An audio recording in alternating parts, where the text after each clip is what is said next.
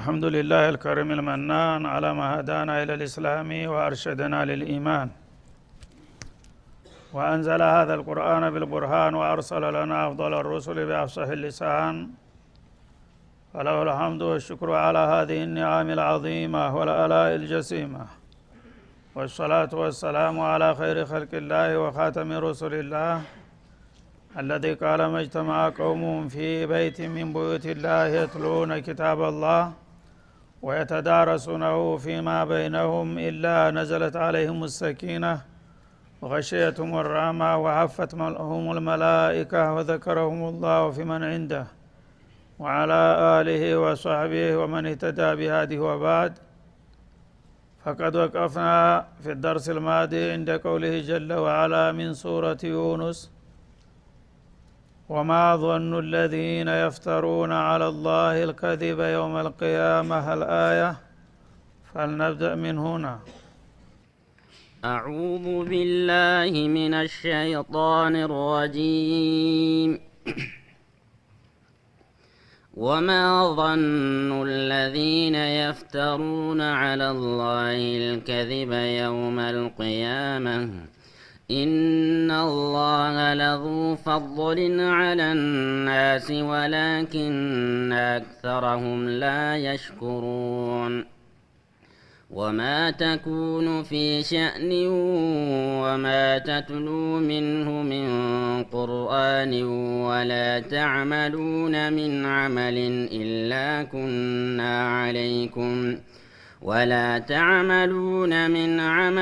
إلا كنا عليكم شهودا إذ تفيضون فيه وما يعزب عن ربك من مثقال ذرة في الأرض ولا في السماء ولا أصغر من ذلك ولا أكبر إلا في كتاب مبين.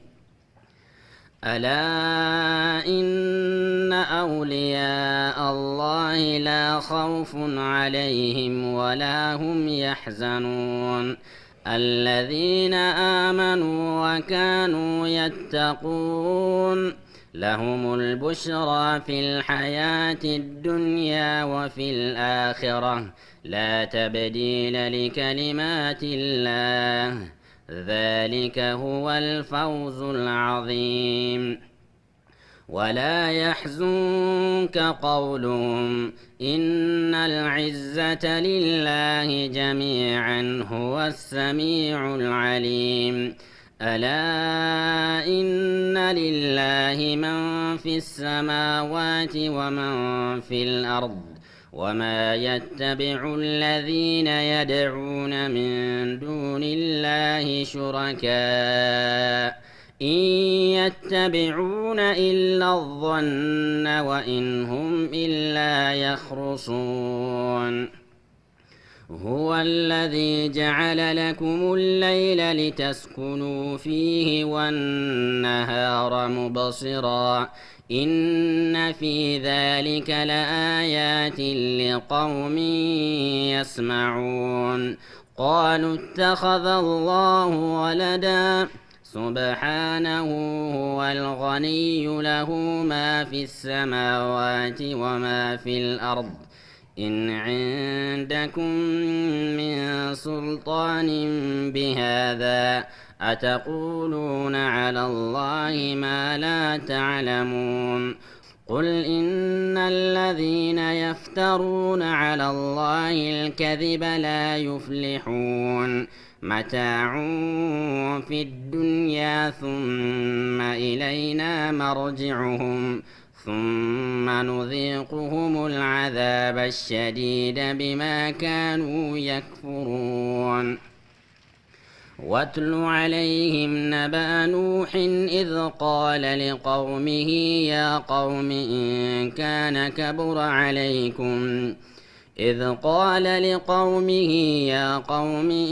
كان كبر عليكم مقامي وتذكيري بآيات الله فعلى الله توكلت فأجمعوا أمركم وشركاءكم ثم لا يكن أمركم عليكم غمة ثم قضوا إلي ولا تنظرون فإن توليتم فما سألتكم من أجر إن أجري إلا على الله وأمرت أن أكون من المسلمين فكذبوه فنجيناه ومن معه في الفلك وجعلناهم خلائف وأغرقنا الذين كذبوا بآياتنا فانظر كيف كان عاقبة المنذرين أعوذ بالله السميع العليم من الشيطان الرجيم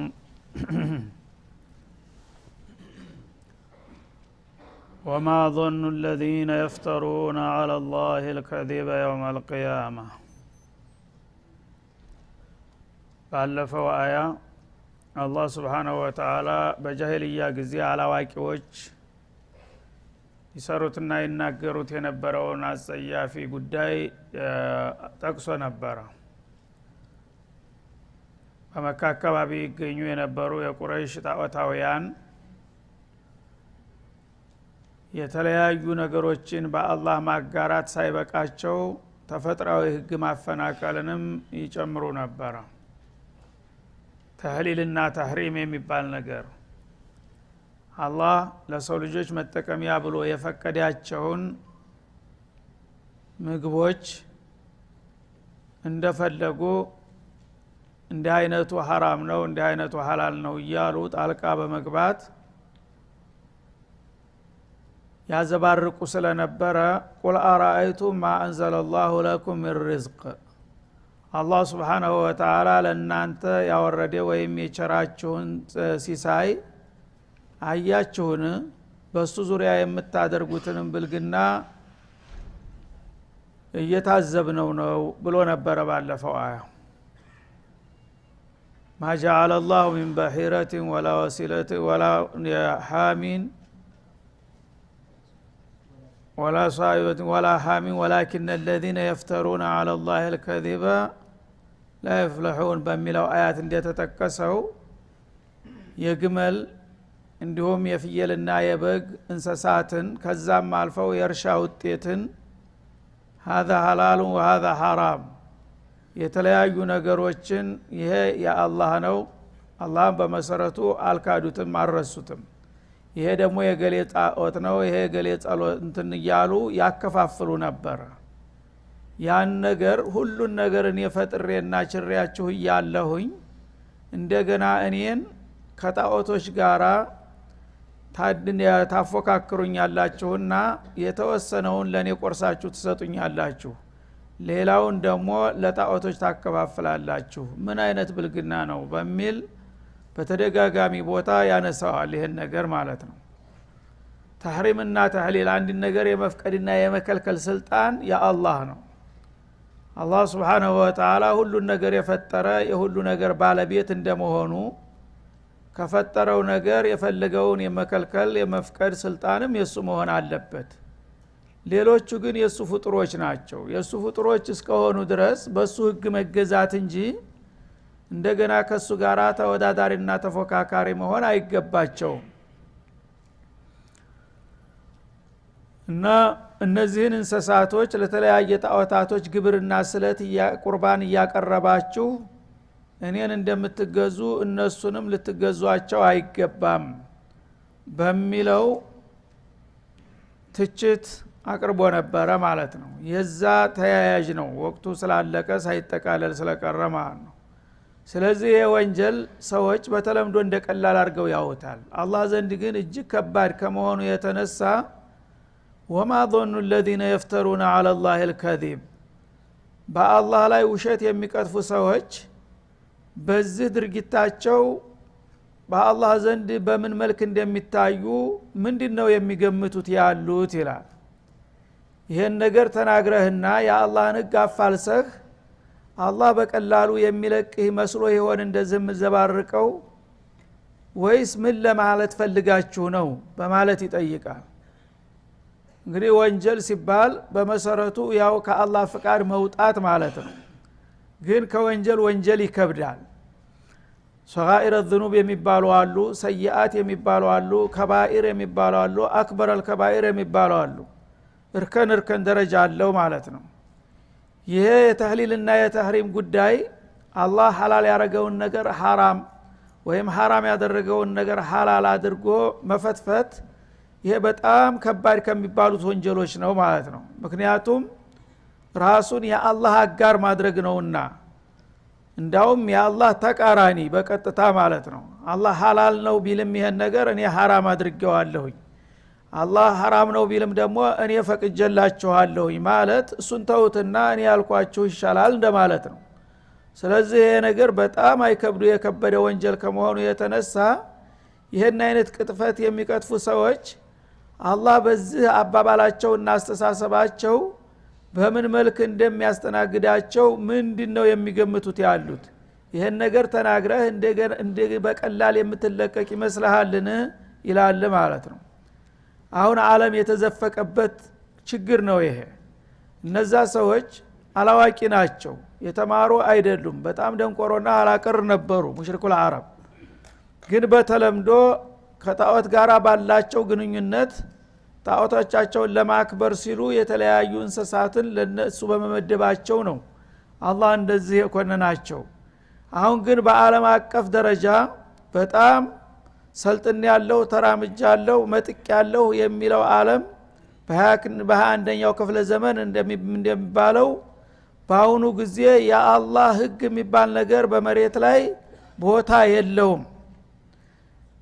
እኛ ዓለም አቀፍ ህግ ዘርግተንላችኋል፣ የሰለጠነ ዘመናዊ ህግ አለ እና ይሄ ዓለማዊ ህግ የፈቀደው ነው በዓለም ላይ መከበር ያለበት። ይሄ የከለከለው ደግሞ የፈለገውን ያህል ሃይማኖቶች እንኳን ቢፈቅዱ ቦታ የለውም እየተባለ የሚዘመርበት ዘመን ላይ ነው አሁን ያለ ነው ማለት ነው። ብዙዎቻችን ያልገባንና ያልተረዳነው ይሄንን ነው። አላህ Subhanahu Wa Ta'ala ምድርን የደለደለልን እሱ ነው።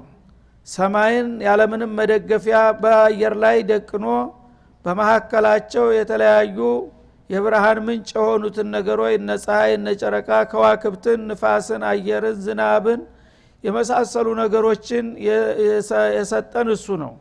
ይሄን ሁሉ ካደረገና ታሟላልን በኋላ አንተ ካሁን በኋላ አያገባህም በእኛ ጉዳይ እና ሐላል የሚባለውን ነገር እኛ ደስ ያለንን ሐላል እናረጋለን፣ እኛ የፈለግነውን ሐራም እናደርጋለን በማለት ነው የሰው ልጆች አሁን ከጌታ ጋር እየተፋጠጡ ያሉት ማለት ነው።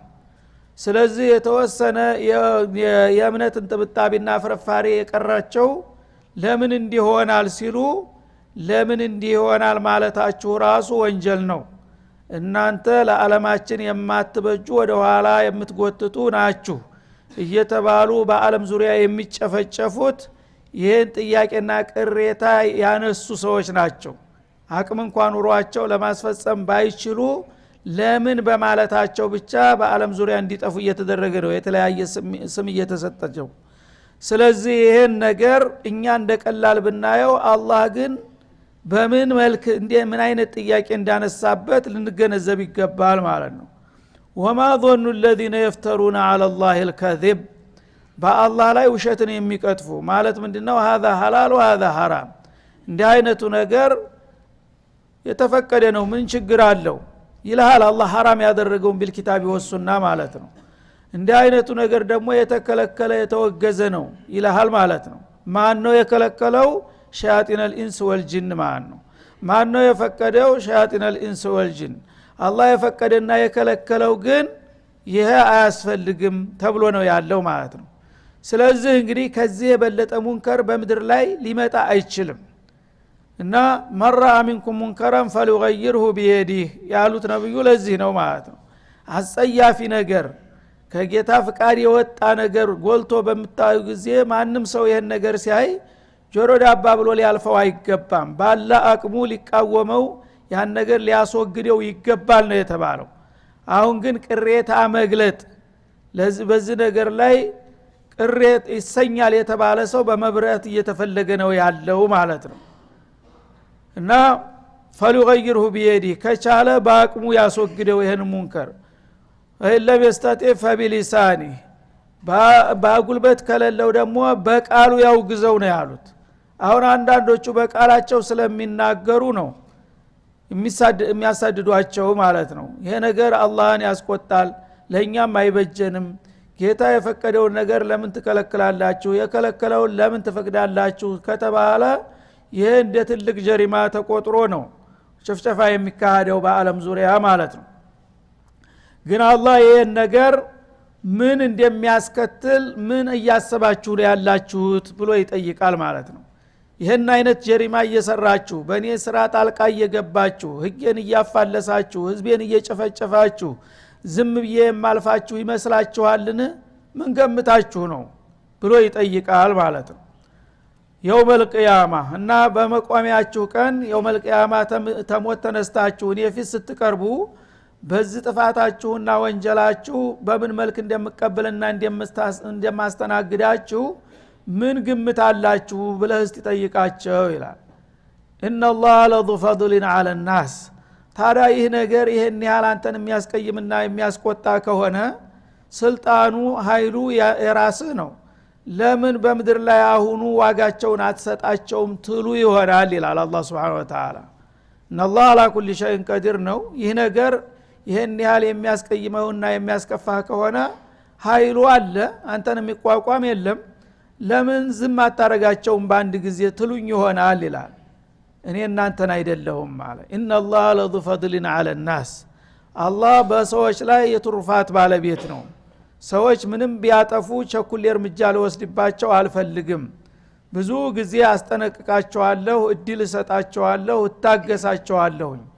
ያ ባይሆንም ኑሮ እንደ ስራቸው እስካሁን አልቆላቸው ነበር ይላል። እና አሁን ዝም አላቸውና የተወሰነ ጊዜ ታገሳቸው ማለት ግን ለጭራሹ ተዋቸውና ረሳቸው ማለት አይምሰላችሁ። ወላኪን አክثرهم لا يشكرون። ግን ከሰዎች አብዛኛዎች ጌታቸው የዋለላቸውን ውለታ የሚያመሰግኑ አይደሉም።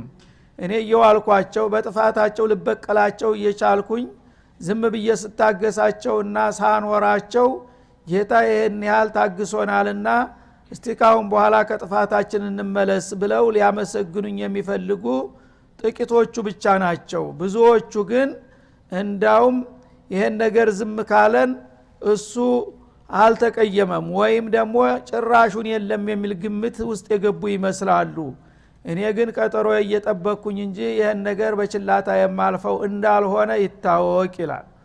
እና የናንተን ሁኔታና ህይወት በቅርብ የምከታተል ለመሆኑ ወማ ተኩኑ ፊ ሸእኒን አንተ ነብዩ አለይሂ ሰላቱ ወሰለም በማንኛውም ሁኔታ አትገኝም ይላቸዋል። ፊ ሸእኒ ሚን ሹኡኒል ኡሙር ሐያት በማንኛውም ሁኔታ አትገኝም ካንተን ጀምር ማለቱ ነው።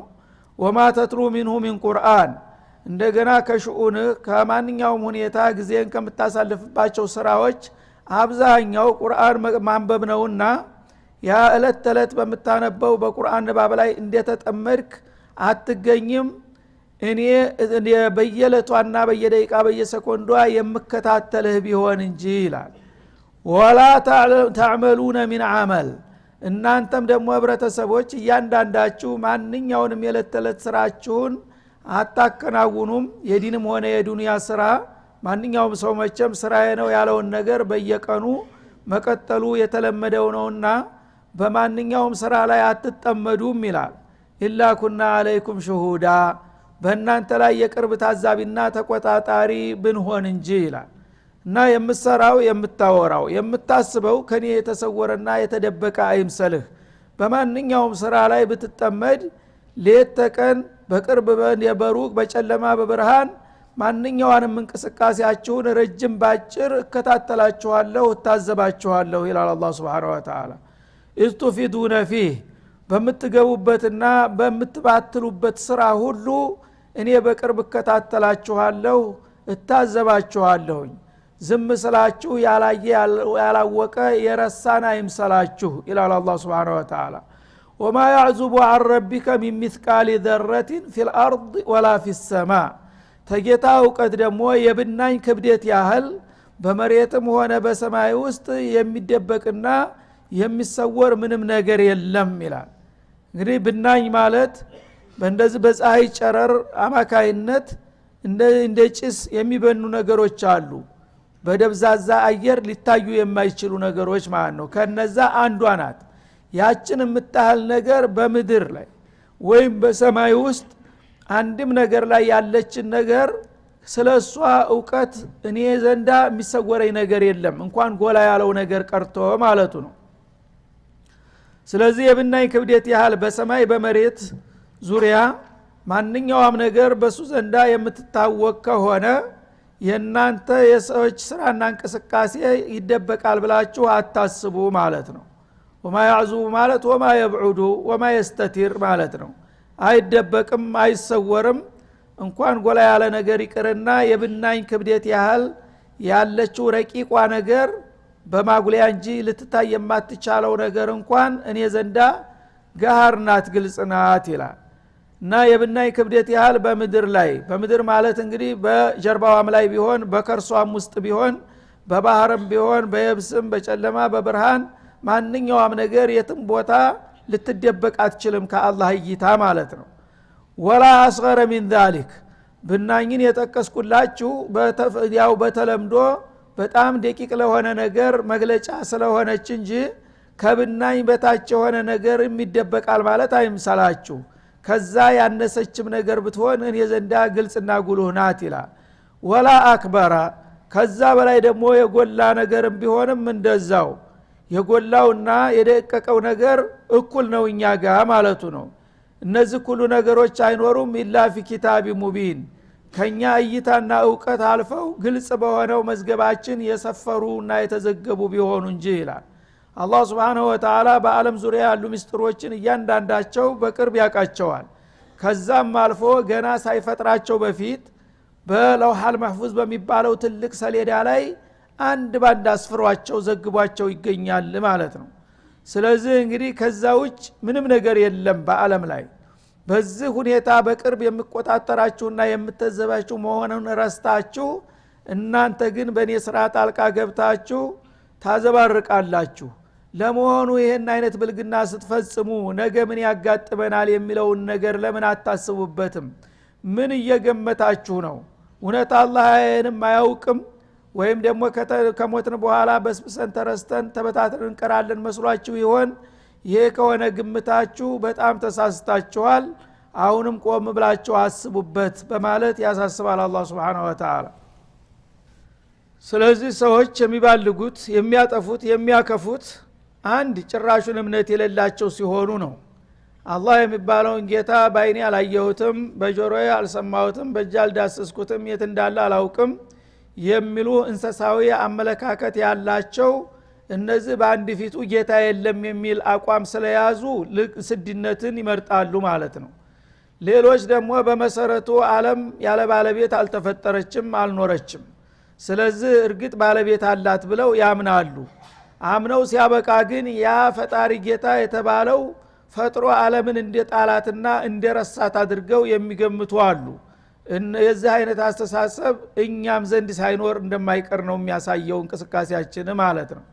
ለምን አላህ በመንሰራው በመናወራው በመናስበው በመናረገው እንቅስቃሴ በቅርብ ይከታተለናልና ይታዘበናል ቢል አንድ ሰው የዚህ አይነት ጽኑ እምነት ያለው ሰው ከአላህ ፍቃድ ሊወጣ አይችልም። ግን በዚህ ነገር ላይ ጥርጣሬ ያለው ሰው ምናልባት አላህ ሊያየኝ ይችላል ላያየኝ ይችላል በዚህ ነገር ሊቀጣኝ ይችላል አይችልም የሚል አወላዋይ ሐሳብ ያላቸው ናቸው በወንጀል ላይ የሚገኙት ማለት ነው። ትክክለኛ ጠንካራ እምነት ያለው ሰው ግን ጌታ ሁሉን ነገር የፈጠረ እንደመሆኑ የሁሉም ተቆጣጣሪ አስተናባሪ ነው። ስለዚህ የምሰራው ነገር ሁሉ በሚስጥርም ሆነ በገሃድ በሱ ዘንዳ ውጭ ግልጽ ነው። ስለዚህ ጌታ እየታዘበኝ እንዴት አድርጌ ይሄን ነገር እሰራለሁኝ ሲል ኢማኑ ራሱ ይገታዋል ማለት ነው። ሰዎች እንኳን በአቅማቸው የተለያየ መቆጣጠሪያ በሚያደርጉብን ጊዜ ካሜራ በሚደቅኑብን ጊዜ መጥፎ ነገር ልንሰራ አንችልም አይደለም እንዴ? ሳህር መኖሯን እያየህ አልፋ አትሄድም። ይሄ ለምንድን ነው? አካል ያለው ነገር ስለሆነ እፊት ሰጅለኛል ስላልክ የሚያስከትለውን ቅጣት ስለምታቅ ትቆማለህ የፈለገውን ያህል ብትቸኩልም ማለት ነው። ይሄ እንግዲህ ኢማናችን አላህ Subhanahu Wa Ta'ala የሳይርን ያህል ማከበር አልቻልንም ማለት ነው አይደለም እንዴ? የተጨባጭ ሁኔታ ነው። ይችን እንግዲህ ሻራ ቆርጬ ከርኩኝ ይሰጀላለሁ ገና 300 500 ብር ጠየቃለሁ ብለን እንሸማቀቃለን። አላህ ግን ሙኻለፋ በመንሰራ ጊዜ ምን ያደርገናል የሚለው ትረታውም ስሜቱም እየጠፋ ነው ያለው ማለት ነው። ይሄ በጣም እንግዲህ የሚያጠያይቅ ጉዳይ ነው። ሁሉ ነገር ወደ ባህላዊ ተለወጠ። ኢማን ማለት አንተንና ጌታህን የሚያገናኝ ሰንሰለት ማለት ነው። የምሰራው ስራ ሁሉ ከሱ ጋራ ያቃቅረኛል ያፋቅረኛል ያዛምደኛል ያጣላኛል የሚል ስሌት ሊደረግበት እየተገባ አሁን ግን በዘፈቀር ነው ምን ሄደው አንድ ፊቱ እምነተ ቢስ የሆኑት ለይቶላቸዋል እነሱ ተገላግለዋል። እንዳውም ጌታ የለም ብለው መህሌናቸውን አሳርፈዋል በአንድ ፊቱ ማለት ነው። እኛ ግን ከሁለቱ መሃል ሰፋሪ ሆነናል። ወይ ጥሩ አማይ ለሆን አልቻልንም ወይም ደግሞ እንደነሱ በአንድ ፊቱ ጌታ እንደሌለ ቆጥረን አልተገላገልንም። ስለዚህ ይሄ አይነት አካሃድ አደገኛ ስለሆነ ሚናው መለየት አለበት። ለዚህ ነው አላህ አስተቅም ከማ ኡሚርት የሚለው እና ሙእሚን ነህ ታልክ በታዘዝከው መሰረት ቀጥ ማለት አለብህ። ወለም ዘለም የሩብ እምነት ግማሽ የሚባል ነገር የለም። ታመኑ ማመን ነው። ስለዚህ አላህ Subhanahu Wa Ta'ala ምን እያሰባችሁ ምን እየገመታችሁ ነው እንደዛ አይነት አካሃድ የምትሄዱት? እውነት አምናችሁ ከሆነ በእኔ ፍቃድ ሰጥለጥ ብላችሁ መገዛት አለባችሁ። ካልሆነ ደግሞ እንደሌሎቹ ይለይላችሁ እያለ ነው ያለው ማለት ነው። አያንም አያውቅብንም ብላችሁ ከሆነ እንኳን እናንተ የምትሰሩና የምታወሩትን ቀርቶ የብናይ ክብደት ያህል ፈለገው ጨለማና ስውር ቦታ እንኳን ብትሆን ከኔ የሚደበቅ ነገር የለም። ያን ነገር ደግሞ እያየሁ እየሰማሁ ነው ዝም እምላችሁ። ለምን ሐሊመ ላ ያዕጀል የማይቸኩል ጌታ ነውና ሁሉን ነገር በብላን በእቅድ ስለሚመራ ያን ነገር እየጠበቅኩኝ እንጂ ሳላውቅና ነገሩ ሳያስቀይመኝ ቀርቶ እንዳላደለ እወቁና ተጠንቀቁ እያለ ነውና አሁንም ይሄን ነገር ቆም ብለን እናስብበትና እንደገና ከጌታ ጋር ያለንን አላቃ ልንዳስሰው የሚገባ መሆኑን ነው የሚያስገነዝበን። ወሰለላሁ ዐለ ነብዩ ወአለይሂ